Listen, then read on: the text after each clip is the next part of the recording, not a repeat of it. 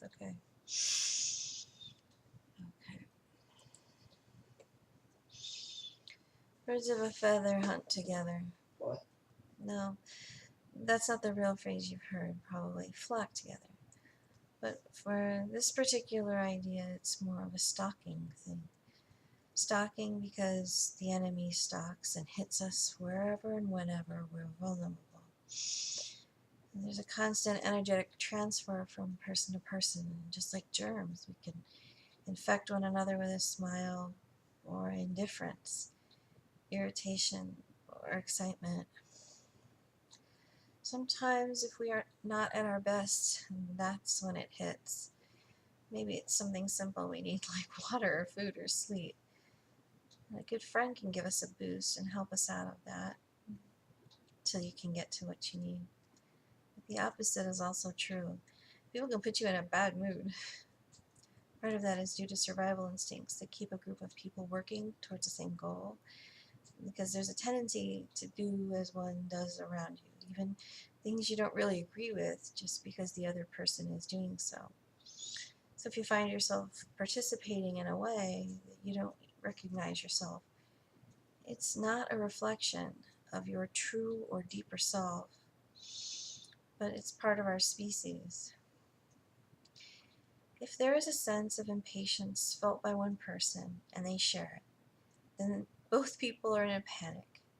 But when one sees through to the truth and isn't duped into reacting to the same stress, the calm demeanor can bring about the calm in the other. But opposite-wise, if they give in to that panic, they're in the midst of a lie, and in the middle of that one comes an even more insidious one. During that, we relinquish our will, and when we're calm later, maybe blame the other person for our choice. Instant Adam. I'm the person who believes in love and respect towards others, blah di da di da, until they fill in the blank, and then the beast is unreleased. No one would really recognize themselves in that, but it's an allowance we often offer ourselves. And the gap is a hole that's later to be filled with regret and despair and sadness and guilt. Oftentimes recalling the incident, replaying it over and over in your head, assigning blame, applying shame, and cementing the bricks of that fortress even higher. Coming to a point where the purpose of life or belief in God can be derailed. Along that road, the negative illusion of time that was the confusion that brought the downward spiral, it can be restored. Instead of being taken by that wave of confusion, you have to be the calm in the storm and present and model that patience for the other person. Recall that calm that is you, undisturbed. Relax into that, because holding on so tightly, then it just becomes sand through your hands. Friends love you and are not fooled by the ways you have hidden yourself from yourself and others. They see right through you without condemnation. They remember for you the things you have forgotten about yourself.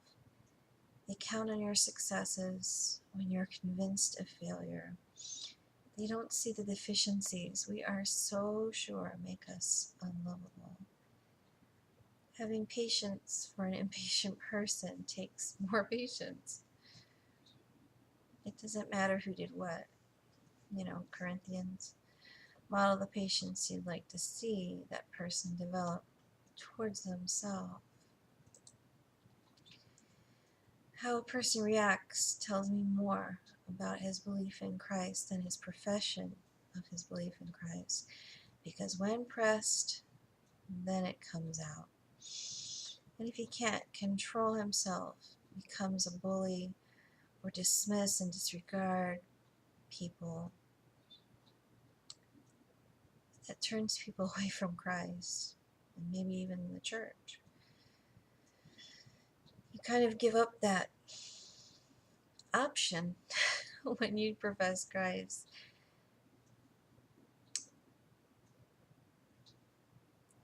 on, I've got to get to the other spot. There seems to be a popular train of thought that I've watched for at least 15 years now. One that I find an outright rejection of love, carefully guised as self-aggrandized, wise pop pseudo-spiritual psychology.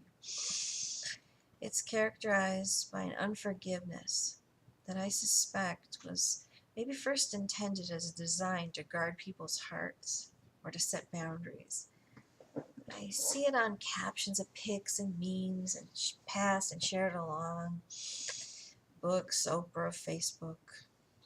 They talk about people wanting to be in your life will find a way, or describing friendships using financial terms of debt, withdrawal, and balance. Love can't be measured or quantified. Why are people comparing themselves one to the other? People weren't made to be compared or contrasted. People were made to love and be loved. Can you tell how much a person cares about you by how many times they've gotten in contact with you? Do they mean less to you if they don't call you and catch up? How do you express love to someone anyways? Would you only accept it back in a certain way as proof? Maybe those expressions are different. Maybe it's time to discover and enjoy those differences. Celebrate all acts of compassionate forgiveness instead of deciding how love should look, and the only way you will accept it is. People reject and throw others away with such a quick, dismissive hand.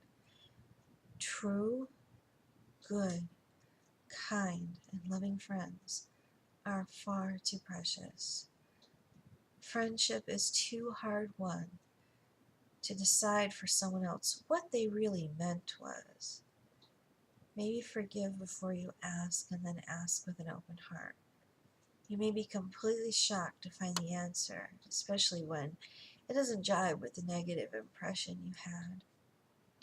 Never throw any human being away or regulate them to the pile of those people who accept a person as an entire and whole human being. They aren't gardens, and you weren't asked to be their garden or preen their weeds. People rarely recognize the deep effect we have on one another. Most often we unpack these gifts that are given at such a later date that we have no idea how integral the person was to our growth. The immense power to shape and mold one another. If we had any notion of that strength, the strength of that energy, not one careless syllable would be spoken.